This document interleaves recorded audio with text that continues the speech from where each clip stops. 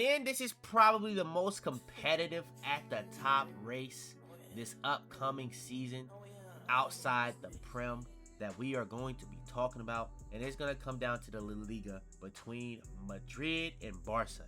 And the moves that Madrid are hyping up to make from the moves they are. Now, I'm going to be honest. The moves they already made are piss. I'm not even going to glaze them. I'm not going to cap on it.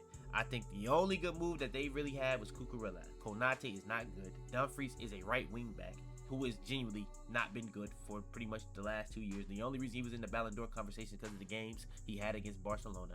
And then you have, who else? Bernardo Silva, who I don't also think is good because of, I think Rodri would look a lot better if he played with a midfield that gives him a little bit more stability, where Bernardo Silva, he pops up everywhere around the pitch, and I've seen Madrid fans think that they're picking up a midfielder that's going to get them control, when that's really going to be a right-winged option, I believe.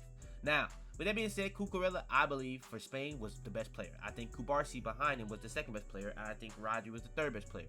But if you want to talk about the best midfielder at the World Cup, I do think Rodri has a case for that. But I do think the defenders was the more important thing for Barcelona, especially when you think about the center backs. They kind of played as two other sixes alongside Rodri, with how important they were in terms of the build-up.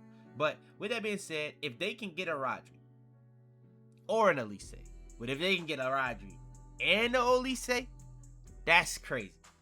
That's crazy. I'm going to be real. That's crazy. But I do think the guys that Barcelona have picked up, I am a Barcelona fan.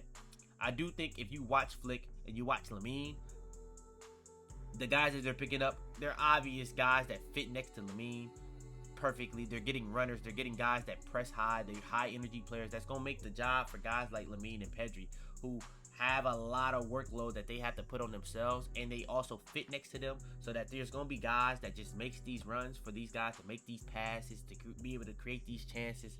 And they already create a lot of chances as is. And you think about when Rafinha is out, how important he kind of is to the team. They kind of got a lot of guys that can kind of replace that pretty easily now. So I do think right now, Barcelona. But if they do make those changes, Madrid, I can't lie, my hands are up.